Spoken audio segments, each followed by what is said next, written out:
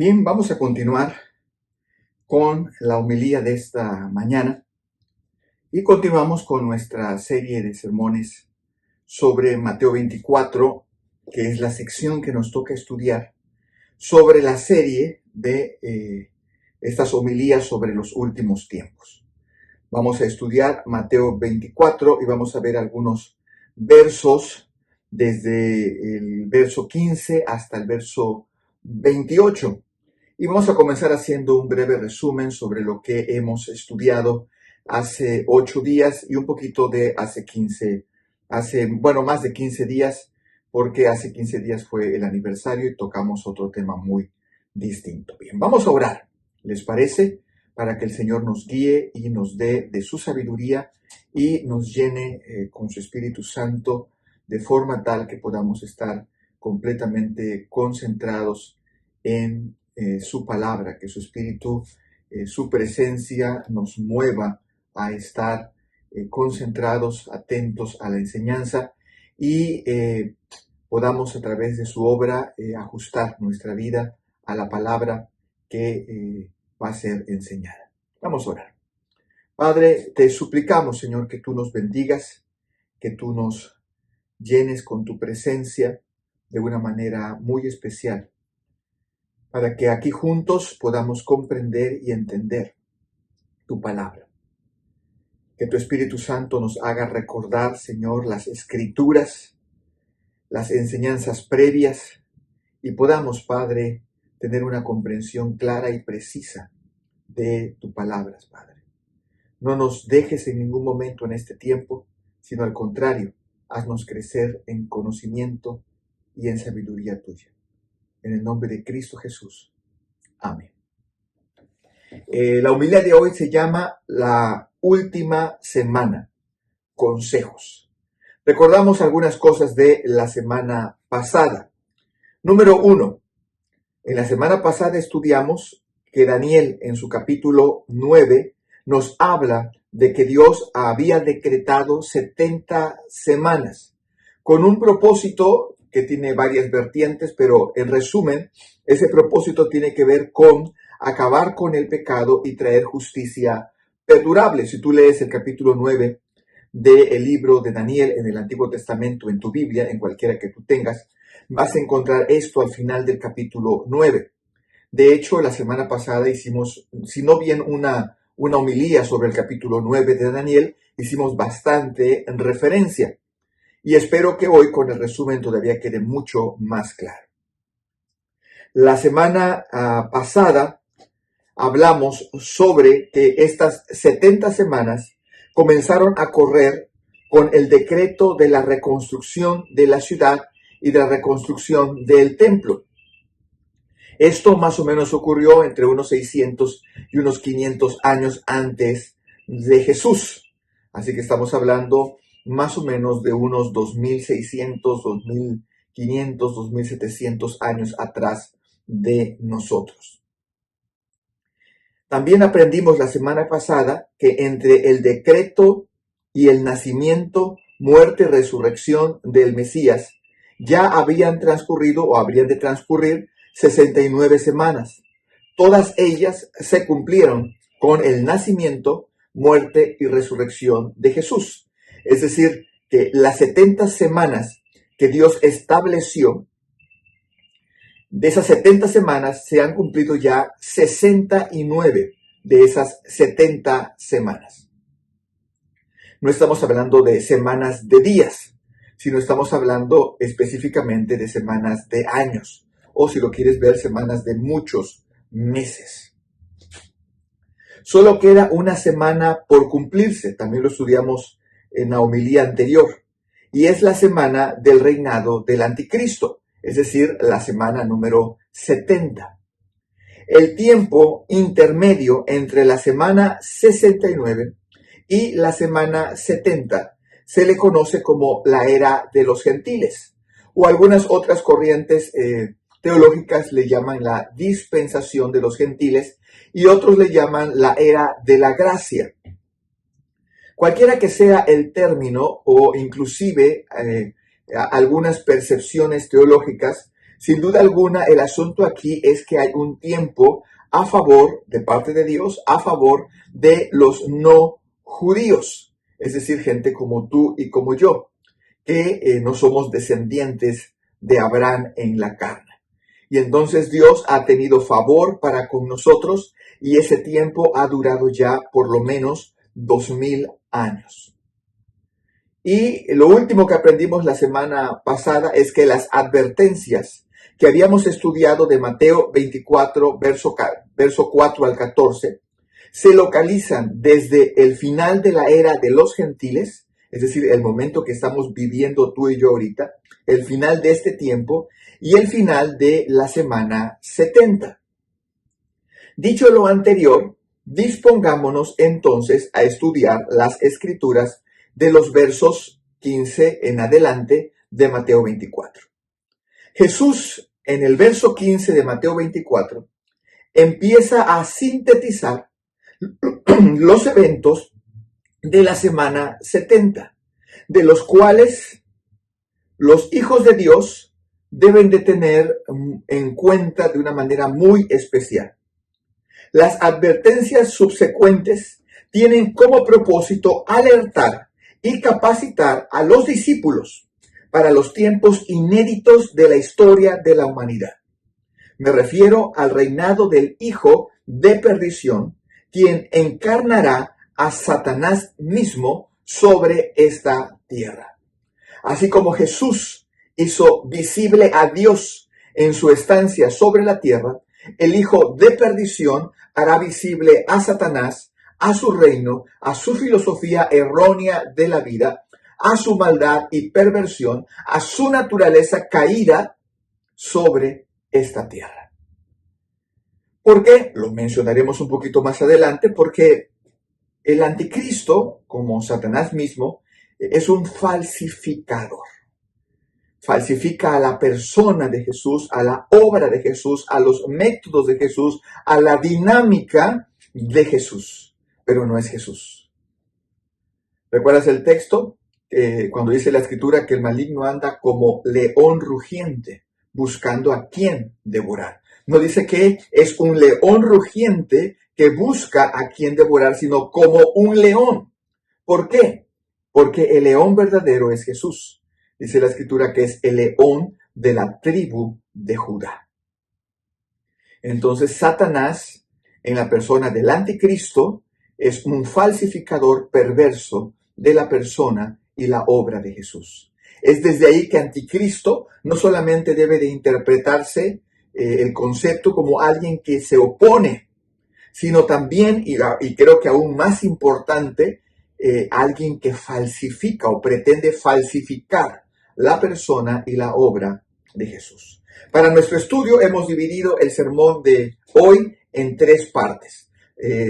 Tres partes que tienen que ver con el cuerpo mismo del sermón y la enseñanza, y una parte final, la cuarta, que es el aprendizaje, que es una especie de resumen que nos permite comprender de una manera sencilla y sintetizada el sermón.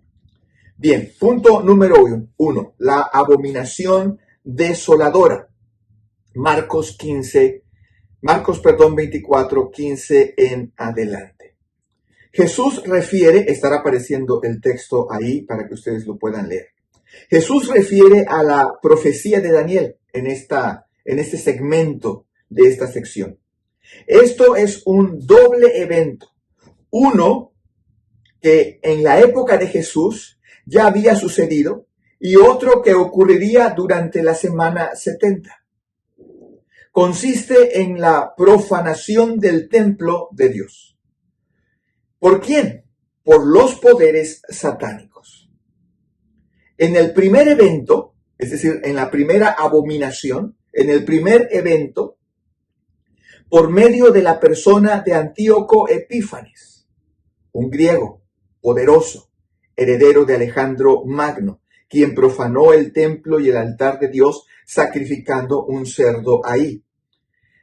Daniel se estaba refiriendo a esto y Jesús estaba recordando este evento, pero está hablando también de algo que habrá de suceder. El segundo entonces, la segunda profanación en la persona del anticristo.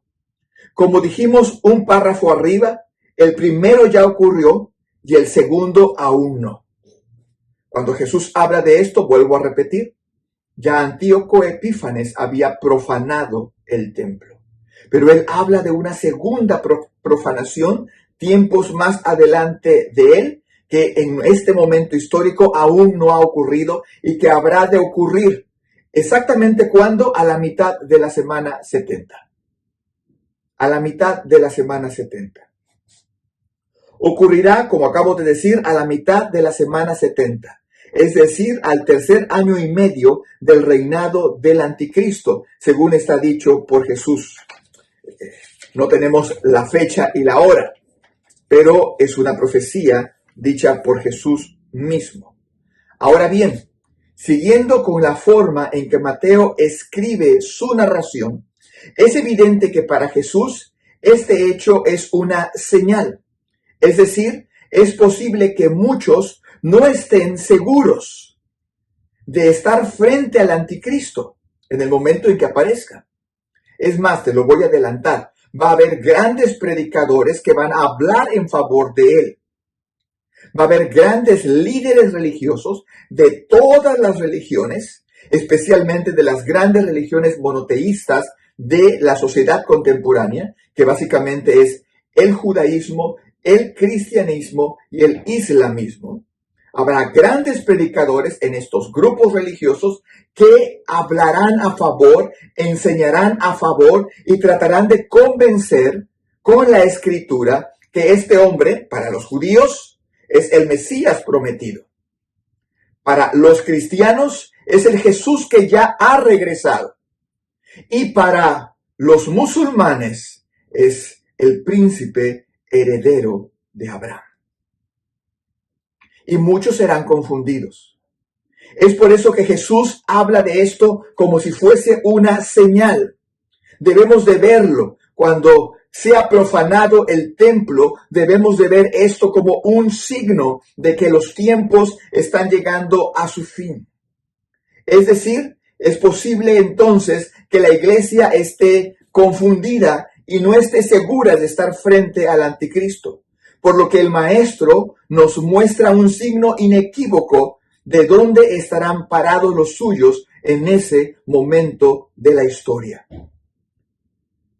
La predicación contemporánea, tan impregnada de humanismo y por lo tanto de arminianismo, insiste que la iglesia ya no estará sobre la tierra cuando ello ocurra. Tú y yo hemos escuchado muchos sermones al respecto.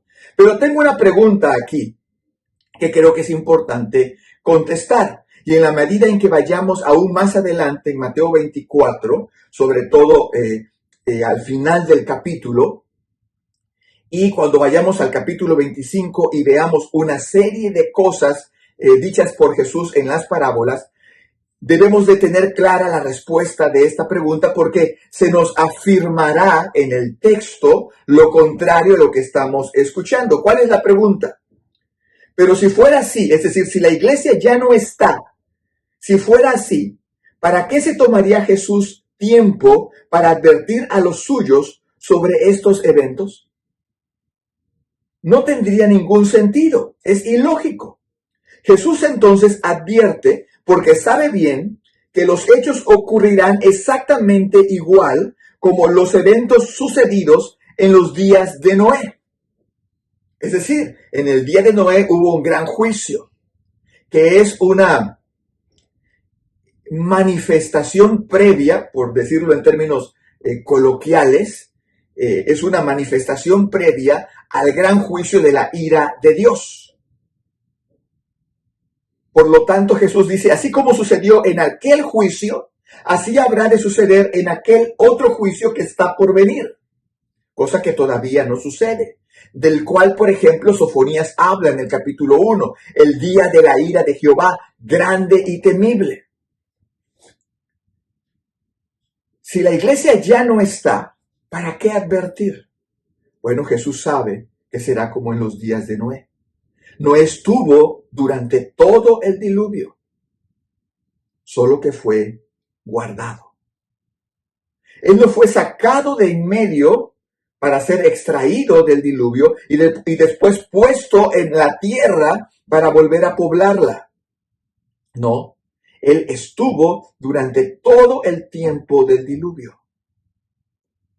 Y aquí encontramos un serio problema en lo que se ha estado enseñando los últimos 170 o 200 años en la iglesia. Porque antes de los últimos 170 o 200 años, nadie en la iglesia hablaba, cuando llegaba a estos textos, de que la iglesia sería sacada de en medio. Esto es un concepto más arminiano, porque el arminianismo, como mencioné hace un rato, está mucho más sometido al humanismo.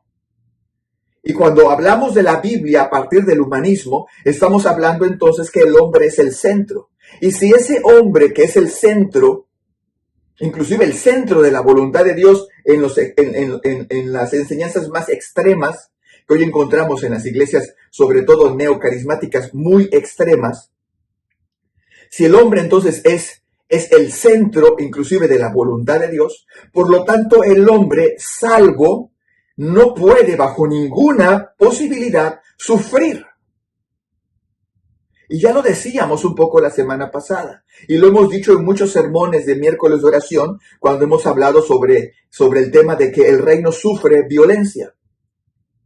La historia de la iglesia está llena de ejemplos de grandes sufrimientos y grandes persecuciones. Aún el apóstol Pablo y aún los discípulos que estaban escuchando esas advertencias de Jesús sufrieron grandes persecuciones y grandes dolores y muertes en su cuerpo.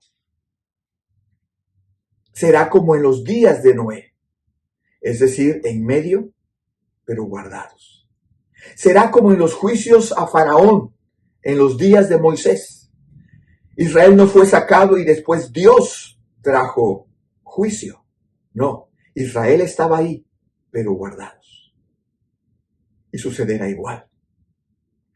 Quisiera que no fuera así, pero yo no veo esto en el texto y yo tengo que ser fiel a la escritura y tengo que enseñarte de manera correcta para que también seas advertido como lo fueron los discípulos. Ante lo que habrá de suceder, el maestro advierte y recomienda lo siguiente. 1. Los que viven en Judea. Cuando esto ocurra, dice el maestro, huyan. Los que están fuera de su casa, no regresen para buscar sus cosas. Huyan. Los que están en el campo, no vuelvan atrás por su ropa. Huyan. Y agrega, oren, para que al huir no haya mal tiempo, ni sea en día de reposo. Ni tan siquiera menciona mucho aquí a los de Jerusalén. Pareciera como si a ellos no les va a dar tiempo de huir. ¿Por qué? Porque el anticristo reinará desde Jerusalén. Y una gran persecución habrá de desatarse sobre los verdaderos descendientes de Abraham. Y habrá de añadirse también a la iglesia en todo el mundo.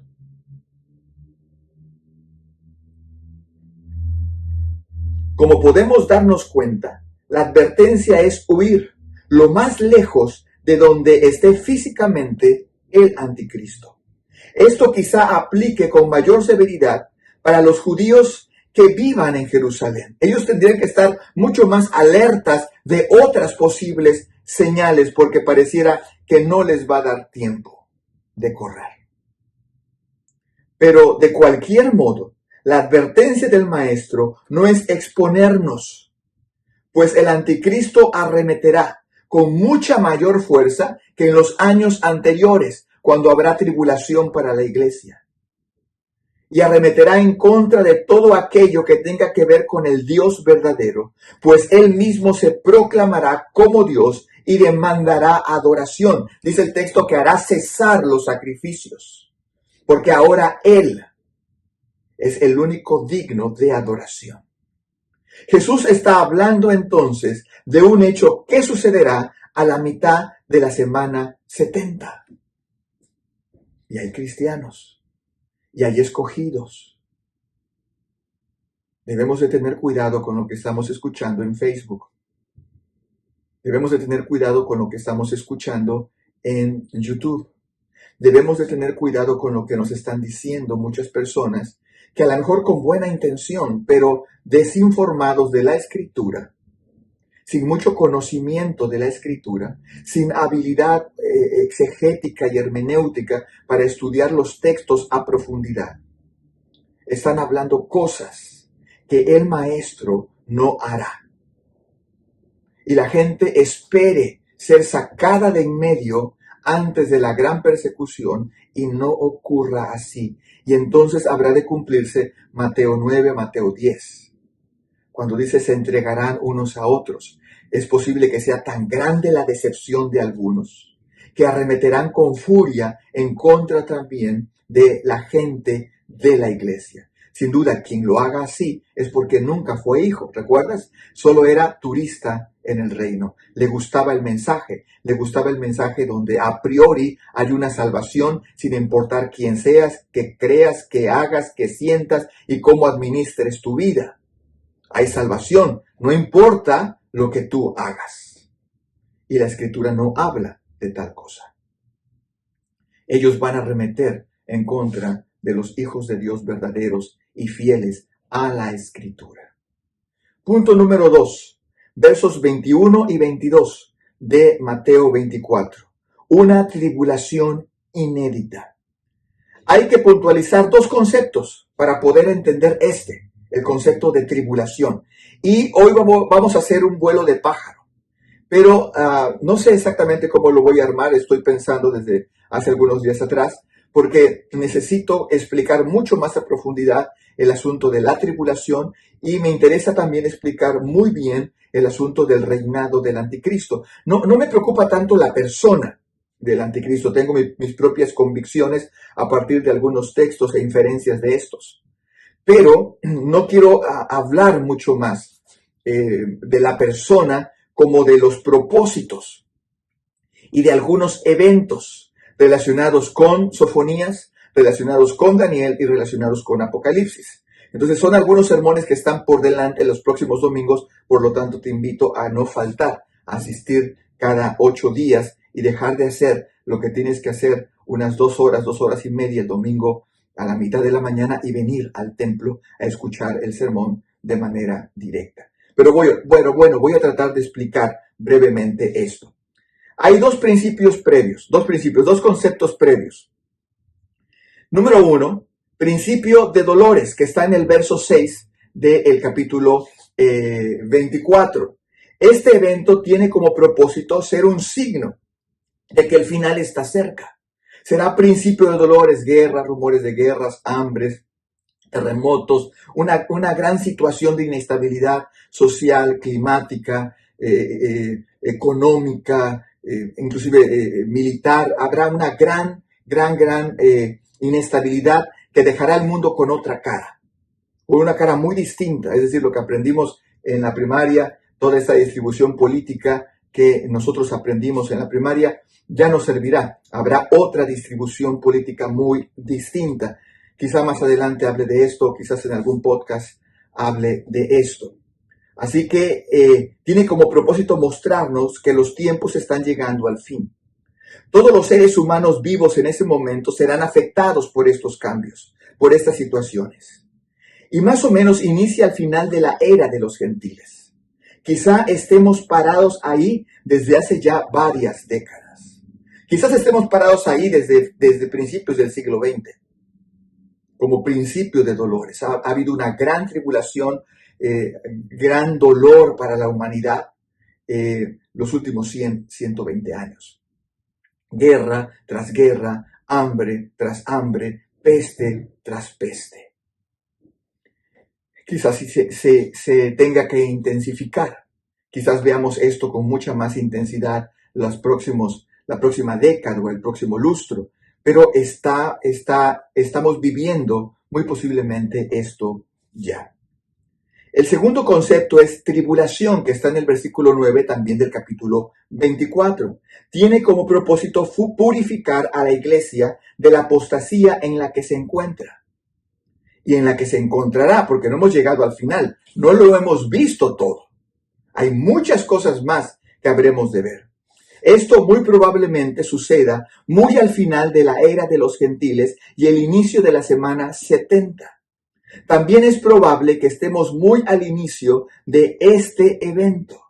Es decir, estamos ya viendo los primeros albores dramáticos de la apostasía, que resulta evidente porque hay apostasía de mucho tiempo atrás.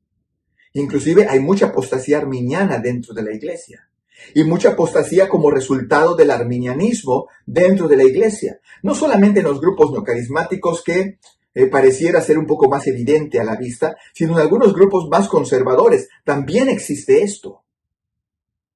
Pero será cosa de papilla para bebé comparado con lo que empezamos a ver y comparado con lo que se verá.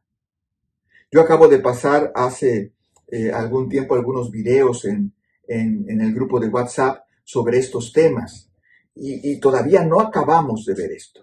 Estamos al principio de estos eventos. La apostasía vigente demuestra que estamos comenzando este periodo. Segunda de Tesalonicenses dice que nadie os engañe en ninguna manera, porque no vendrá, hablando de Jesús, sino que primero venga la apostasía y sea revelado el hijo de perdición, el hijo de pecado. También tenemos referencia en Mateo 24:12, en 1 de Timoteo 4, del 1 al 3, en 2 de Timoteo 4, 3 al 4, y en Apocalipsis 3, 14 al 22. Este es un signo, la apostasía es una señal de que la iglesia se ha corrompido, la iglesia se ha divorciado del maestro. No tiene nada que ver con Dios. Y empezamos a ver esto, y es dramático. Los grupos más vulnerables, porque son poco estudiosos de manera seria de la palabra y mucho más dependientes de las emociones y del pragmatismo administrativo, teológico con el que administran la iglesia, son los grupos neocarismáticos. Por eso vemos a pastores predicando vestidos de Superman, vemos cantando versiones cristianas de Despacito, vemos cantando versiones de canciones de Sin Bandera en el tiempo de la administración. Vemos estas cosas, pero lo que veremos en los próximos años será todavía mucho, mucho peor. Así que estos dos conceptos son importantes que podamos entenderlos. Principio de dolores, cuyo propósito es mostrarnos, indicarnos que el tiempo final se acerca, una reorganización política y económica del mundo, y posiblemente estemos parados ahí desde hace ya un buen tiempo.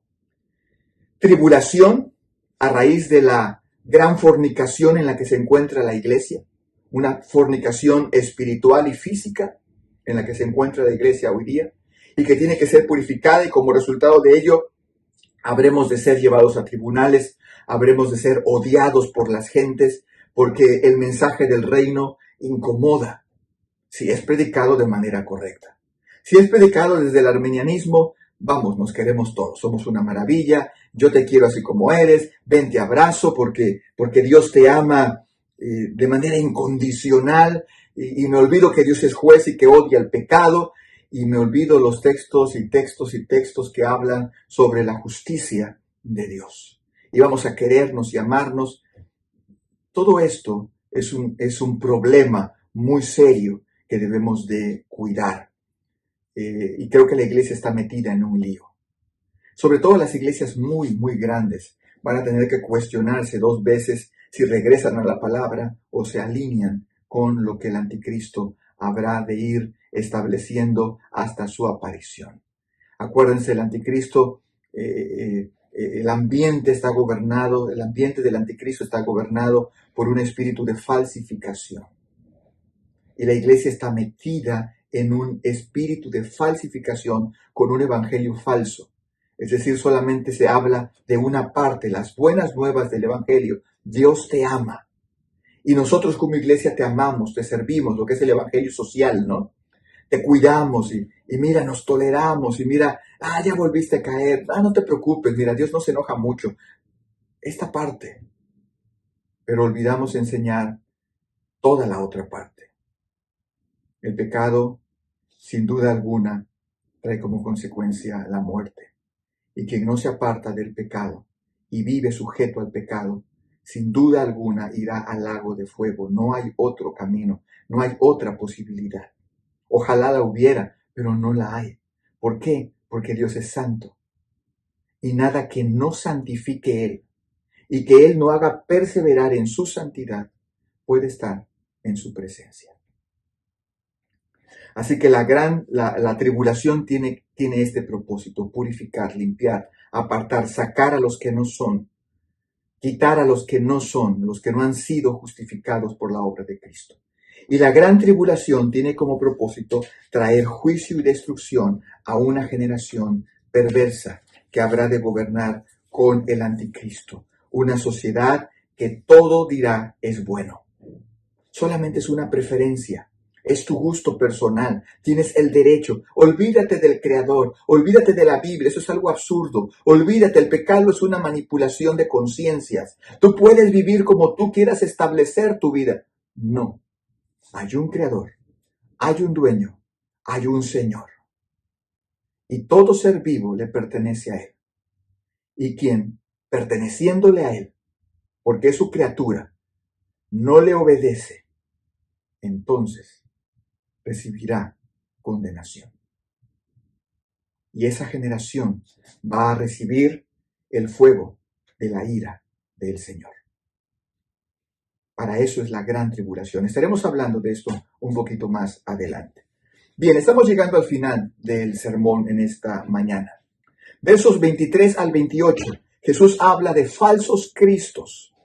Al final, el espíritu del anticristo, que es un espíritu de falsificación y error, gobernará la tierra. Es por ello que muchos falsos cristos aparecerán para tratar de confundir a los que Dios ha escogido para salvación. Ante estos hechos, la instrucción del maestro es no creer, por más milagros que estos hagan. El maestro dice, no crean, porque cuando Cristo venga, todo ojo le verá. Todo ojo le verá. La llegada de Jesús en gloria no será a escondidas, ni a la vista de unos cuantos. Ya hablaremos todavía mucho más de esto en las semanas subsiguientes. Todos verán al Señor descender del cielo con poder y gloria. Es claro el texto. Y tendremos que ir a Tesalonicenses, el famoso pasaje de uno será tomado, uno será dejado, que está un poquito más adelante en Mateo, y de Tesalonicenses en un abrir y cerrar de ojos. Y tendremos que replantearlo a la luz de la soberanía de Dios, a la luz del texto, para no confundirnos. El maligno trata de confundir con doctrinas falsas para crear expectativas que nunca ocurrirán, a fin de que aquellos que son hijos pierdan la fe. Pero quienes son escogidos por Dios jamás podrán ser arrebatados de su mano. Esa es la promesa. Pero sí muchos que estando en la iglesia solamente son turistas en el reino de Dios. Visitan, les gusta, les apasiona. Sobre todo estos mensajes exageradamente humanistas, ¿no? Empodérate. Dios te llamó para que te empoderes. Yo no veo esto en la escritura en ningún lado. Pero hoy día se predica, Dios te llamó al éxito, Dios te llamó para ser feliz, Dios te llamó para alcanzar tus metas. Y entonces la gente escucha esto y tiene un curso cada 8 días de motivación que le va a costar el camión, el taxi o la gasolina para llegar al templo y una ofrenda de 10, 15 o 20 pesos, y se ahorraron ir a un seminario que les va a costar 1,500, 2,000 o 3,000 pesos. Y la gente le gusta entonces y asiste con cierta regularidad, pero no es el mensaje del Evangelio. Están siendo engañados. Terriblemente están siendo engañados. Jesús nos advierte entonces que no podemos creer en los Cristos que aparecerán, porque no son Jesús, son falsos. Los hijos de Dios no serán engañados, pero aquellos que solamente asisten caminarán tras ellos. Jesús, en su advenimiento, todo ojo le verá. No será oculto, será a la vista de todos. ¿Qué podemos entonces aprender hoy? Hoy podemos aprender 3 cosas. Número 1, el anticristo aparecerá y cuando ello ocurra, tenemos que entender que los tiempos serán complicados, pero Dios nos guardará. Y podemos glorificar a Dios por ello. Número 2, la ira de Dios caerá sobre los perversos, pero Dios nos guardará. Cuando Jesús venga, todo ojo le va a ver. Todo ojo le verá. Y el enemigo tratará de confundir antes del regreso de Jesús. Pero el Señor nos guardará. Esa es su promesa. Esas cosas habrán de suceder durante la semana 70. Y como puedes ver, la iglesia sigue ahí. Los suyos siguen ahí. Estaremos enseñando más al respecto. Así que hemos terminado esta parte de nuestra serie de sermones, que creo que es importante, y la próxima semana abordaremos más esto de la gran tribulación, el reinado del anticristo y algunos conceptos más que son importantes. Quisiera a veces extenderme más, pero entiendo que no podemos poner atención tanto tiempo. Entonces trato de ser claro y preciso, ser concreto. Espero que el sermón de hoy, la homilía de esta mañana, te sirva como advertencia, como me sirve a mí y como le ha servido a muchos cristianos, muchas personas, muchos hijos de Dios a lo largo de la historia para mantenerse firmes en la verdad. No te apartes de Dios. Si no estás seguro de tu salvación, clama por misericordia. Solamente Dios puede salvarte. Si Dios te da fe, tú vas a creer. Si Dios te regenera, tú vas a estar en la condición de tener un corazón para el Señor. No es nuestro deseo, es la obra de Dios. Si no estás seguro de tu salvación, clama por misericordia. Dios te está dando oportunidad y te está llamando.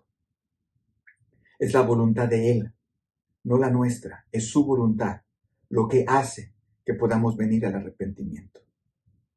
Así que yo te animo a que no dejes de asistir, a que no dejes de escuchar. Ven domingo tras domingo a escuchar la enseñanza de la palabra del Señor. Cierra tus ojos y oremos. Padre, gracias por tu palabra.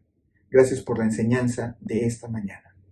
Que aunque es breve, Señor, creo que es una gran advertencia para que la iglesia, esta iglesia, esté advertida y consciente de que tiene que permanecer fiel a ti y a la Escritura. No nos dejes caer en tentación. Líbranos del mal. En el nombre de Cristo Jesús. Amén. Amén. Bien, yo te invito miércoles de oración. Ven al templo a las 7 de la noche. Tú puedes venir. Tenemos un tiempo de adoración, un tiempo de oración y un tiempo de la enseñanza de la palabra en el Evangelio de Marcos. Estamos por comenzar el capítulo 15. Te va a ser de mucha bendición venir. Recuerda, no hay espiritualidad sin Dios. Eso es el espíritu del anticristo, quien pretende hacer creer que tú puedes ser espiritual sin la iglesia, que tú puedes ser espiritual sin Dios, que tú puedes ser espiritual sin la palabra de Dios. No es verdad. No permitas que el enemigo te engañe. Necesitas la palabra. Necesitas la comunión con el cuerpo de Cristo, con la iglesia, y necesitas estar caminando con el único Dios verdadero que es descrito exclusivamente en su palabra. En ningún otro lado hay. Aquí está descrito Dios como Él es, lo que Él quiere, lo que Él hace. No es lo que nosotros creamos o pensamos. No nos dejemos engañar. Dios te bendiga. Oro por ti. Y espero que estés escuchando los devocionales todos los días y que también estés participando de las demás actividades de la iglesia. Te espero el próximo domingo. Dios te bendiga.